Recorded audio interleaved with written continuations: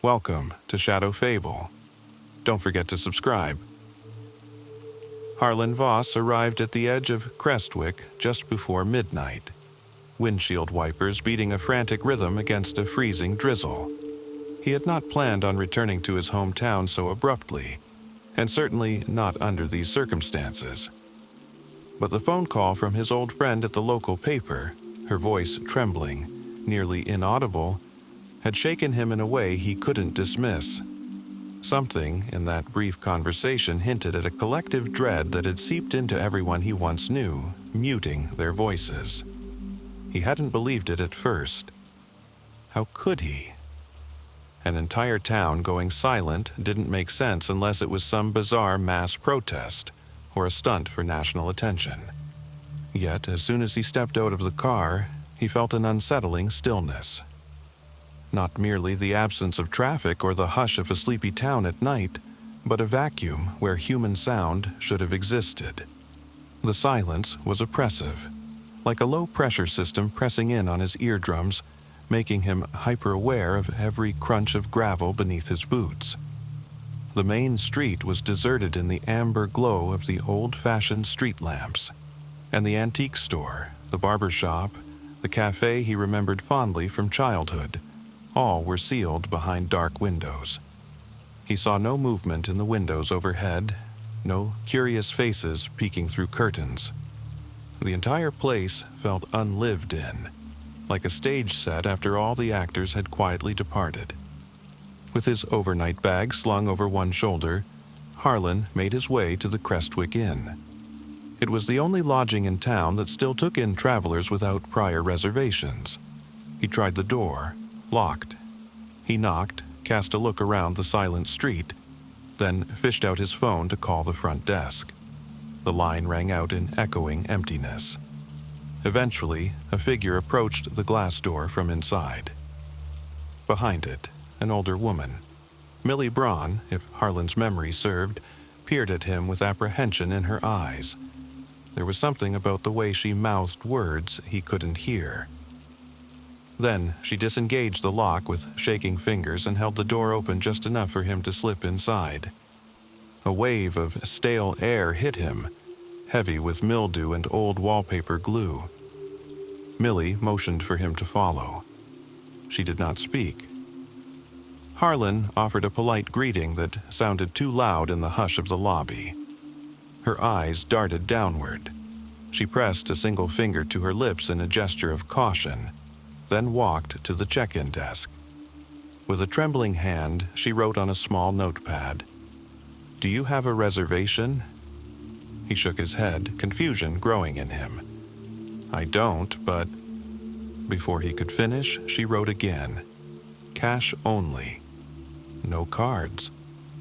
Another pause, then, "Is that okay?" He gave a slow nod, retrieving some bills from his wallet. The entire exchange felt surreal. He could see her lips trembling, as though she wanted to speak but wouldn't or couldn't. Millie handed him a room key, an actual metal key, tarnished and out of date, attached to a battered plastic fob. Her eyes flicked nervously to the wide windows that revealed the empty street, then to him. In them, he read an apology he couldn't fully interpret. He whispered, "Thank you." She merely nodded and motioned for him to go upstairs. He climbed the creaking wooden staircase. Every footstep sounded loud.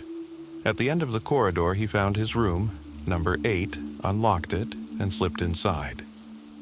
The faint scent of lemon polish mingled with the must of disuse. A single table lamp glowed, revealing a modest bed with worn linens. He shut the door carefully, locked it, then sank onto the edge of the mattress. A swirl of questions filled his mind. Why was Millie silent? Had something happened to her voice, or was she just abiding by some unspoken order? He reached for his phone, swiped to his call log, and stared at the last received call. Lori Durham, a friend he hadn't spoken to in ages. A staff writer for the Crestwick Recorder. Her whispered message had been unsettling. "They're not speaking, Harlan. Nobody's speaking. Please come."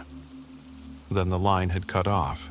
He called her back twice, no answer. A few texts went unread. That had been 3 days ago. Now, as he sat in the hush of the Crestwick Inn, the unearthly stillness of the town weighed on him like a physical burden. He lay down, ears alert for any stray noise that might break the calm. He hoped for a late-night car engine, a distant train horn, even the soft murmur of a television in another room.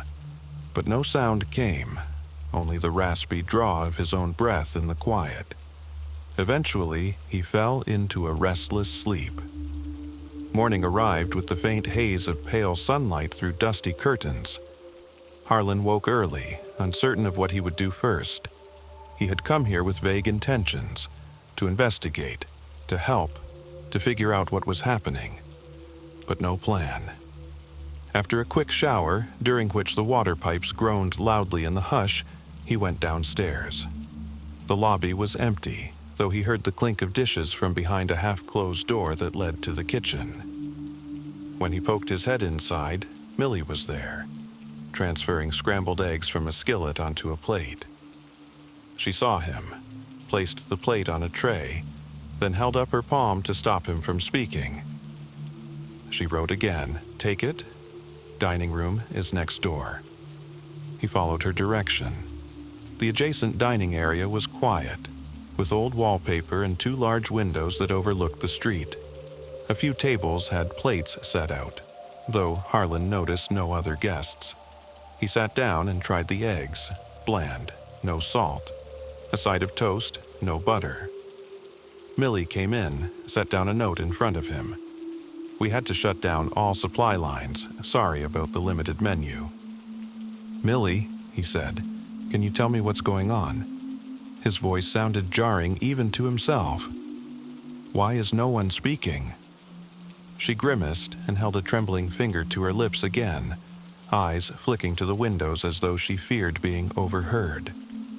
Then she scribbled on her notepad, "Please, just don't speak out loud. It's not safe. Not for me. Not for you." Before he could protest, she tore off the note, crumpled it, and stuffed it into her apron. She left the room, shoulders hunched, leaving him alone in a suffocating silence. Harlan let out a breath. Something had terrified her, or perhaps the entire town, into muteness. He thought of mass hysteria, of the real-life, silent protests he had covered as a freelance journalist. But this didn't feel like a protest. It felt more like dread. Finishing the sorry breakfast, he grabbed his jacket and stepped outside. The daylight revealed Crestwick's transformation more clearly. Street corners that once bustled with weekend farmers' markets now stood deserted. Shop windows displayed outdated closed signs or notes in scrawled handwriting. By appointment only, or no voice, no service. It was eerie, like a ghost town, except he caught glimpses of movement. Behind curtains, in alleys, through the tinted windows of parked cars. People were there. They just didn't want to be seen. He made his way to the Crestwick Recorder, a low-slung brick building on the corner of an abandoned lot. Inside, he found dusty desks, stacked newspapers, and no trace of staff. Old headlines littered a bulletin board near the entrance. Local crimes, a factory closure, fundraising events. He searched the offices, calling out softly, "Laurie? It's me. Are you here?" No answer. The silence pressed in on him again. Then, from the far corner, he heard a faint shuffling. Stepping carefully around a partition, he came upon Laurie.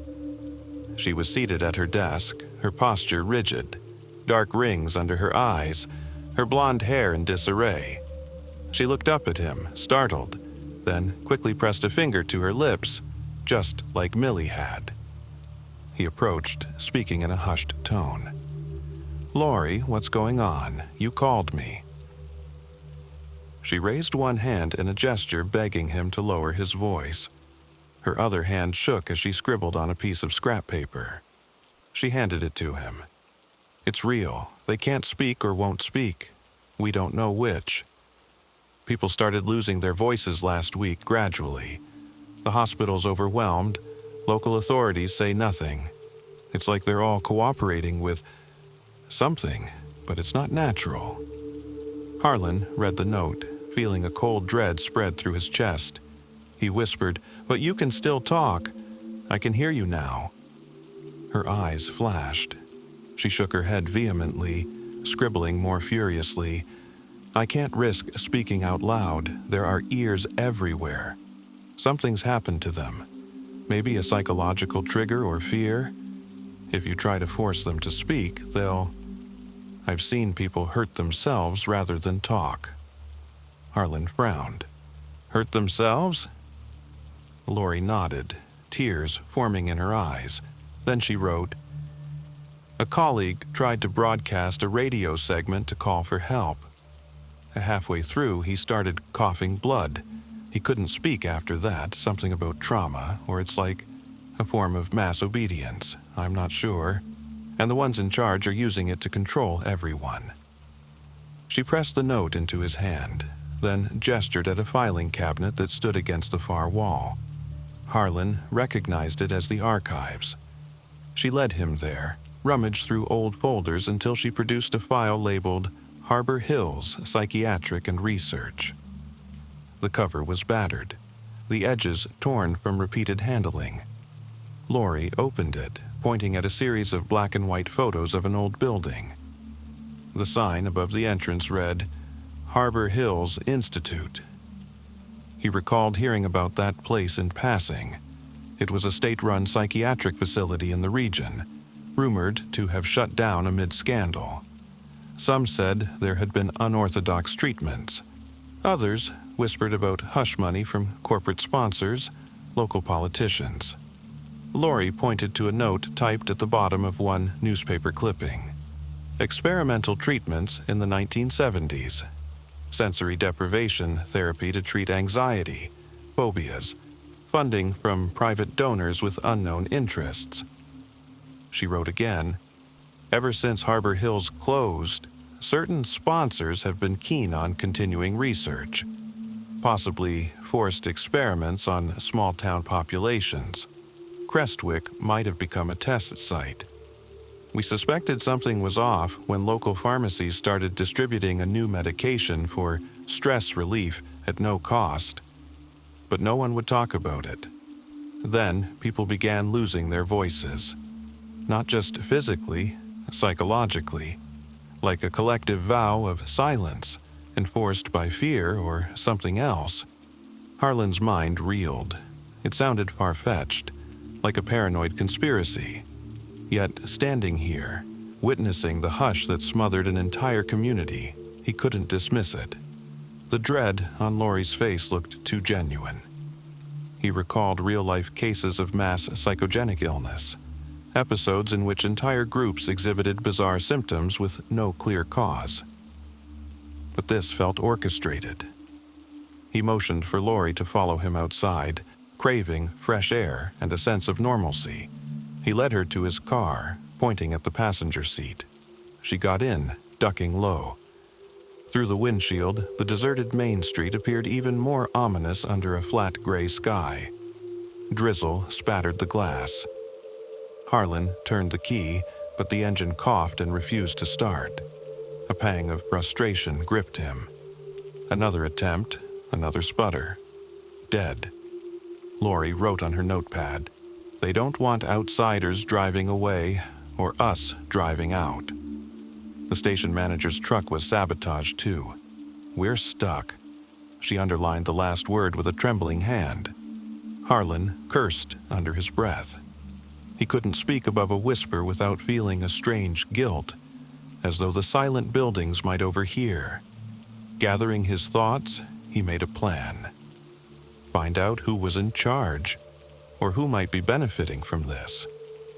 Silent townsfolk, frightened innkeepers, absent authorities. Perhaps a hush money arrangement at the local government level. He'd start at the mayor's office, an imposing structure near the center of town. He gestured for Lori to come along. They walked the abandoned sidewalk, passing boarded-up windows. Overhead, a haze of clouds threatened a heavier rain. At one intersection, they spotted a cluster of townspeople gathered around a single figure. As Harlan and Lori drew closer, the group scattered like spooked animals disappearing into storefronts. The lone figure remained, a uniformed police officer standing with arms folded, expression severe. He noticed them, but made no move to approach. Even from a distance, Harlan could see the man's mouth pressed into a thin line, silent.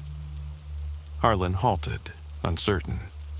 The officer stared, then slowly shook his head, a silent warning. The moment felt tense, like a standoff. Harlan's heartbeat pounded in his ears. Without speaking, he and Lori turned away and continued toward the mayor's office. The officer didn't follow. Soon, they arrived at a neoclassical building with a wide staircase leading to heavy double doors. The plaque read, Crestwick Town Hall.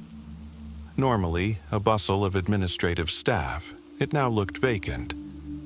They climbed the steps, found the door unlocked, and stepped into a deserted foyer with polished marble floors. The overhead lights buzzed faintly, an unsettling counterpart to the emptiness. Rows of wooden benches lined the walls, a relic of civic gatherings from the town's more hopeful past. They navigated silent corridors until they came to a large door labeled Mayor's Office. It stood ajar. Harlan peeked inside. The office was spacious, with high ceilings and an imposing wooden desk dominating the center. Behind that desk sat Jonas Flynn, the mayor of Crestwick for nearly a decade.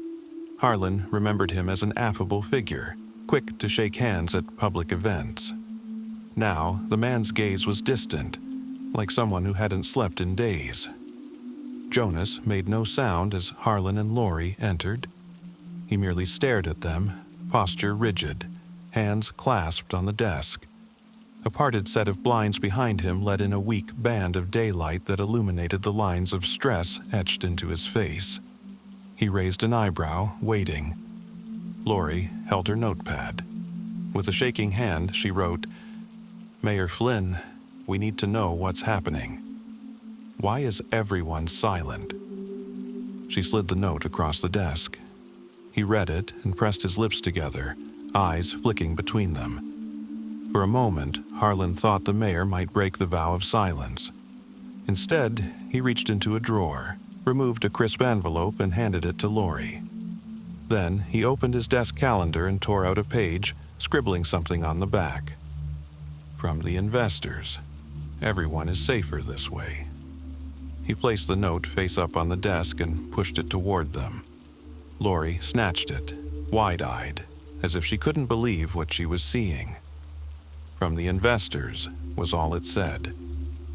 Harlan recalled the secret research funding and the suspicion about Harbor Hills.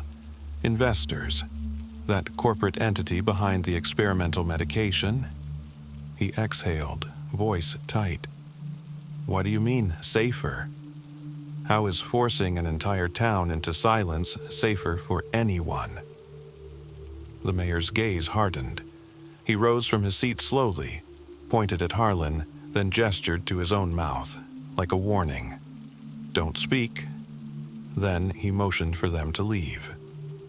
It was as though a silent message passed between them. If you try to stop this, you won't get out of town alive. Harlan and Lori retreated into the corridor. Her breaths came quick and shallow, and he could sense the panic building inside her.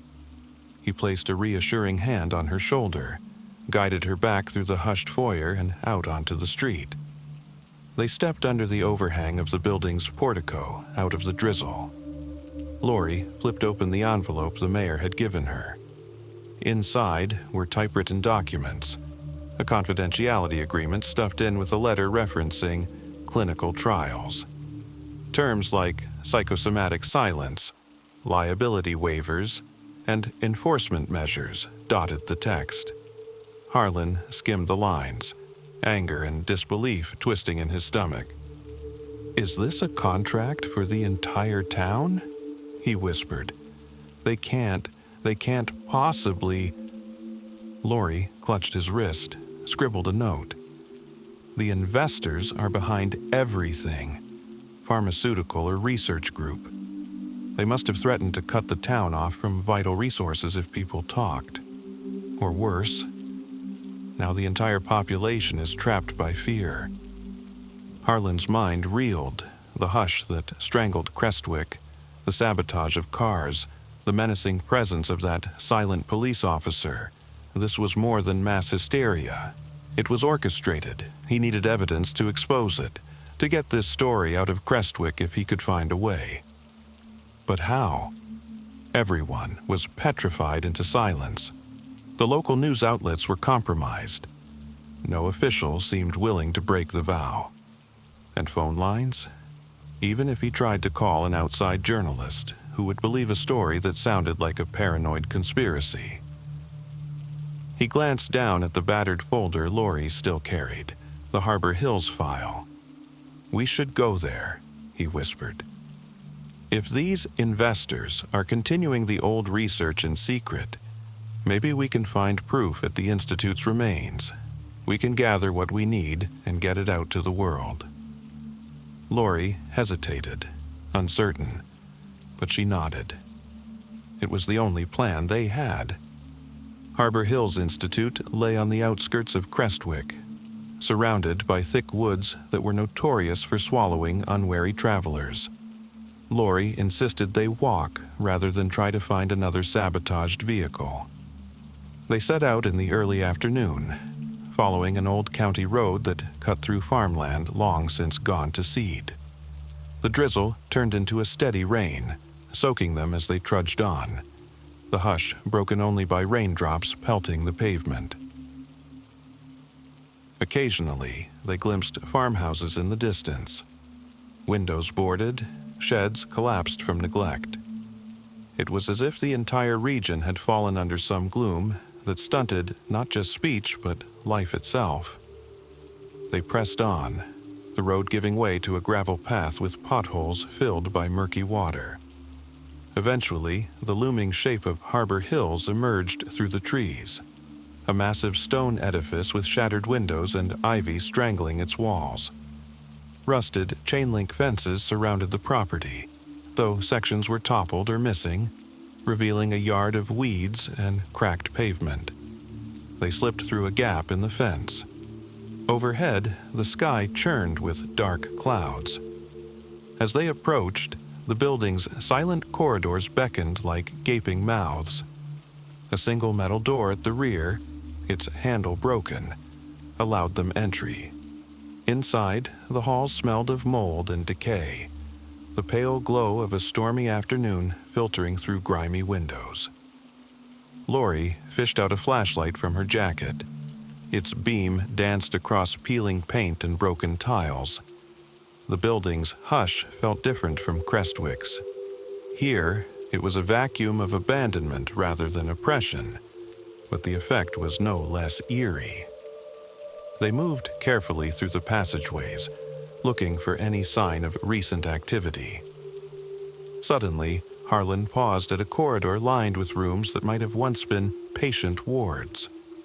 Some doors were missing, others half off their hinges. Lori's flashlight caught a sign, "Treatment Wing."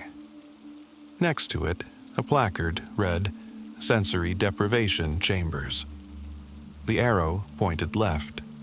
They exchanged a look. That must be the place. The corridor felt colder, the floor slick with decades of neglect. Then came the first real sign of modern intrusion. Fresh footprints in the dust, leading to a locked steel door at the end of the hall. Harlan tried the handle, locked. He pressed an ear to the metal, silence on the other side. Lori rummaged in her bag, producing a small multi-tool. With trembling hands, she worked at the rusty lock. It was precarious, but after a minute of painstaking effort, the lock gave with a stubborn click.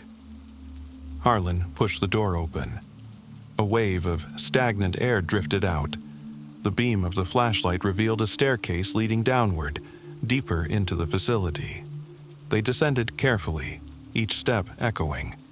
The further they went, the more the walls closed in, reeking of damp concrete. At the bottom, they entered a subterranean corridor lined with thick doors. Each door had a narrow, barred window at eye level, a typical design for isolation rooms. Lori's hand shook as she guided the flashlight across the hallway. It fell on something that made her gasp. A modern keypad lock on one of the doors, out of place in this derelict environment. Harlan's pulse quickened. They stepped closer. Next to the keypad was a corporate logo, Elysium Research and Development, the same group that had started distributing medication in Crestwick. Lori tried pressing random keys. The lock beeped negatively. Without a code, they weren't getting in. She stifled her frustration, shining the light around in hopes of clues. That's when Harlan noticed a battered desk in the corner of the hallway, half splintered. Papers spilled from a folder on the desktop. He crouched to gather them, noticing the same logo stamped in red. The documents were typed reports detailing pilot phase, induced communicative suppression. Paragraph after paragraph described administering a serum that targeted the brain's speech centers, exploiting the psychological vulnerabilities of a community already strained by economic decline. The outcome, apparently, was near total compliance. Subjects exhibit extreme aversion to vocalization, citing fear of violent repercussion, further reinforcing silence. He read with mounting horror. This wasn't just unethical, it was monstrous. They were using an entire population to perfect a means of silencing dissent. Perhaps the mass psychological trauma was aided by chemical manipulation. If anyone tried to resist, their bodies rebelled, or they believed harm would come to them or their loved ones. The entire scheme hinged on secrecy and fear. That's why they needed a rural town, cut off from major media, and that's why they had the mayor in their pocket, along with law enforcement. Lori touched Harlan's arm and pointed the flashlight at the next door. A sign read, "Monitoring." She turned the knob. It opened with a groan. Inside, the air was stale and pungent. A row of monitors flickered with static. Along the far wall, cables led to server racks. A single laptop perched on a metal table, its screen in standby mode. Lori tapped the keyboard and it came to life, asking for a password. They exchanged a hopeless look, but then she typed Elysium. Rejected. She tried Harbor Hills. Another beep. Harlan remembered the notes. Pilot phase. He tried that phrase. Still no luck. Lori opened a desk drawer, rummaging through loose papers until she found a sticky note with a string of alphanumeric characters. She typed it in. The screen unlocked. Folders littered the desktop. Medical logs, security feeds, experimental data. Lori double-clicked the security feeds folder. Within moments, video windows opened, revealing time-stamped recordings from throughout Crestwick. Hidden cameras placed in shops, on street corners in the mayor's office. The last file was from that morning. Harlan's stomach turned. They were watching everyone, confirming compliance. He realized with dread that even the Crestwick Inn probably had hidden cameras. No wonder Millie had been so afraid to speak. They saved the files onto a USB drive Lori found in another drawer. Adrenaline surged through them. They had damning evidence of a corporate-driven conspiracy. Proof that could blow the entire scheme wide open, if they could get out of Crestwick and broadcast it. But something nagged Harlan. Elysium wouldn't leave their facility unguarded. Someone must be close by, monitoring them. As if on cue, footsteps resonated from the corridor outside. Lori quickly closed the laptop lid. They glanced around for an exit, but the only doorway was the one they had come through. The footsteps drew nearer. Harlan motioned for Lori to kill the flashlight. Darkness swallowed them, except for the faint glow from the monitors. He gestured for her to stay behind the desk while he peeked out. A figure moved in the hallway, carrying a flashlight. From the silhouette, it looked like a security guard, wearing a dark uniform and scanning the area with mechanical precision. The beam of light swept over the battered desk outside. Harlan's heart pounded. He ducked back into the monitoring room. The footsteps paused near the open door of the lab. The guard might have noticed the forced lock or the open door. Another step, closer. Harlan held his breath, certain the guard could hear the hammering of his heart. Then a shrill ring erupted in the hallway, the guard's phone. A tense moment passed, and a muffled voice spoke on the other end. Harlan heard the man clear his throat, mumble an acknowledgement, and continue down the corridor in the opposite direction. He exhaled. Lori clenched her eyes shut in relief. For now, they were undetected. They waited a few minutes until the guard's footsteps faded entirely. Then they hurried to retrace their path out of the basement. Ascending the stairs felt agonizingly slow. Every creak of the steps sounded amplified in the hush. At last, they reached the ground floor, scurried through the broken exit door, and fled into the courtyard, hearts racing. Rain pelted them without mercy, but the cold air felt liberating after that oppressive subterranean warren. Night settled over Crestwick, blanketing the ruined farmland and crumbling buildings in darkness. Harlan and Lori took shelter in a dilapidated barn near the fence line of Harbor Hills, wanting to avoid the main roads for fear of encountering security patrols or the local authorities. They used their phones as flashlights, though neither had a signal strong enough for internet or calls beyond the town's immediate vicinity. Inside the barn, the gloom was thick, the smell of damp hay and rotted wood saturating the air. Lori settled against a beam, her face drawn with exhaustion. Harlan's mind whirled, formulating their next steps. They had evidence on a USB drive that implicated Elysium in forced experiments. But how to get it out? Lori tapped his shoulder, handing him a note. "We need a car, something not sabotaged."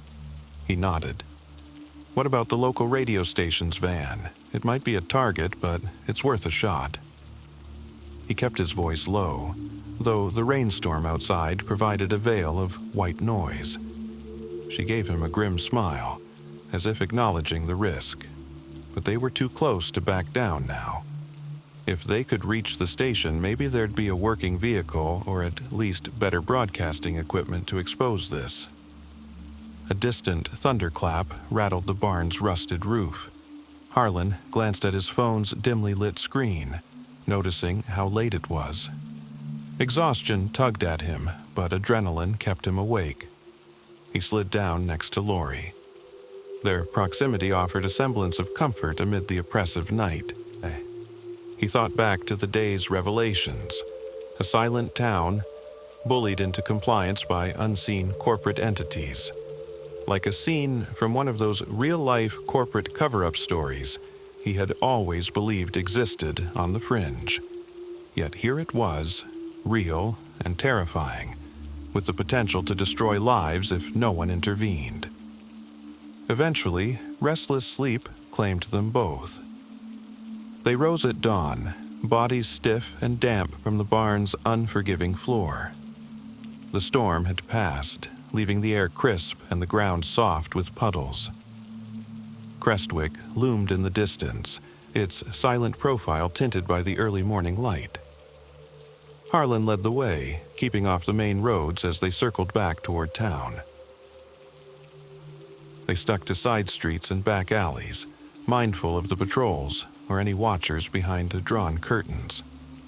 The radio station, Crestwick Public Radio, was a modest two-story structure near a deserted parking lot. A rust-streaked broadcast tower stood behind it, leaning slightly as if exhausted by years of disrepair. They spotted a white van parked beside the building, the station's logo peeling on the side panel. Lori gripped Harlan's arm, pointing. It looked like the vehicle might still be intact, no slashed tires or obvious sabotage. They moved quickly. The station's main door was locked. Lori picked it with her multi-tool and they slipped inside. The lobby was dark, the reception desk abandoned. Hallways led to cluttered offices, a break room, and at the far end, a glass window looking into a studio. A battered microphone stood behind that glass, cables coiling across the floor. No staff in sight, just a hush that made the building feel haunted. They found a row of key hooks near the reception desk. One was labeled Station Van. Harlan took it, relief sparking in his chest. Together, they went back outside. The van's driver's side door opened with a squeak. The interior smelled of stale coffee and dust. Harlan cringed at the sight of wires hanging from under the dashboard, but it didn't look intentionally destroyed. More like an ongoing attempt at repairs. "Let's hope it runs," he whispered. He turned the ignition. The starter groaned but caught. The engine sputtered, then rumbled to life. A bolt of hope energized them both. Lori scribbled a note. "We can drive to the next town, get to a bigger city, expose everything." Harlan nodded, shifting into reverse. The tires squished over wet pavement. He glanced around, scanning for watchers. In a second-story window of a neighboring building, a silhouette stood motionless, but he couldn't discern a face. No time to worry. They had to go. He pressed the gas. The van jerked forward, rattling as if it might fall apart at any moment. Lori clutched the armrest, her gaze darting between the side mirrors. Crestwick's empty streets fanned out before them. They picked a route that led to the main highway out of town, a rarely used stretch that cut through farmland and eventually merged with the interstate. For a moment, it looked like they might escape unchallenged. But halfway down Maple Street, a police cruiser appeared behind them, lights off, coasting in their wake. Harlan's heart pounded. He tried to remain calm, maintaining a steady pace. The cruiser picked up speed, inching closer. Lori scribbled, "They know." He gritted his teeth. The road ahead would soon fork. One direction led to the highway, the other deeper into farmland. The cruiser's headlights flicked on, a silent command to pull over. Harlan glanced at Lori. They had a choice: comply and risk losing everything, or attempt to flee. In a burst of determination, Harlan floored the accelerator. The van lurched, engine whining in protest. The cruiser roared to life behind them, siren silent, but lights now flashing. On a deserted street, the chase played out in near silence, only the hiss of tires on wet asphalt and the roar of engines echoing. Lori clung to the door, her eyes wide with panic. The cruiser drew even closer, clearly more powerful than the battered van. Harlan realized they couldn't outrun it. As they reached the fork in the road, he swerved onto the narrower route that led to farmland. The van bounced along cracked pavement, trailing muddy water. The cruiser stayed close, weaving effortlessly. Harlan glanced at the rearview mirror. A second cruiser joined the pursuit, silent lights flashing behind the first. A farmland road emerged, lined with ditches on either side. The van's tires squealed around a sharp bend. Mud sprayed across the windshield. Lori wiped condensation from the inside of the glass with her sleeve. Another bend. The van lurched violently, engine coughing. They were losing speed. Ahead, a collapsed bridge marked the end of the road. Floodwaters churned in the gully below. The ancient wooden planks rotted away. No way to cross. Harlan braked hard. tires skidding across wet gravel until the van came to a jarring halt at the water's edge. Behind them, the cruisers braked. Doors opened. Officers, silent as ghosts, stepped out, guns drawn but muzzle down. Harlan looked at Lori. In her eyes, he saw the same dread he felt in his gut. They had come so close. He shut off the engine, hands trembling. The officers advanced, forming a half circle around the driver's side. Their faces were grim, their mouths pressed shut. One motioned for Harlan and Lori to exit. They complied, stepping into the drizzle, the USB drive of evidence tucked in Lori's jacket pocket. In the hush, the lead officer, heavy-set, hollow-eyed, stared at them. Rain soaked his uniform, but he remained still. Harlan wondered if the man wished he could speak, if he'd been coerced into silence like the others, but the officer merely gestured for them to step aside, presumably to be taken into custody. Harlan's mind raced. If they were arrested, Elysium would destroy the evidence, brand them as criminals, keep Crestwick's silence intact forever. The officer took a step closer, hand outstretched for Lori to surrender. She looked at Harlan, then slowly reached into her jacket pocket. The officer tensed, expecting a weapon. Instead, she pulled out the USB drive, tiny and unassuming in her palm. The officer's gaze flickered with confusion and a hint of panic. Harlan recognized that flicker. Guilt. The officer knew. He was part of the cover-up, or at least complicit. Yet the man's eyes betrayed torment. In a sudden, desperate move, Lori hurled the USB drive into the swirling floodwater below the collapsed bridge. It vanished with a splash.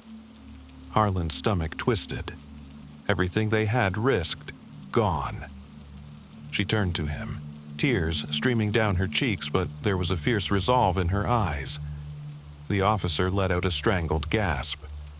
For a moment, Harlan realized that was the first vocal sound he'd heard from a local official. A strangled gasp, almost like a wordless plea.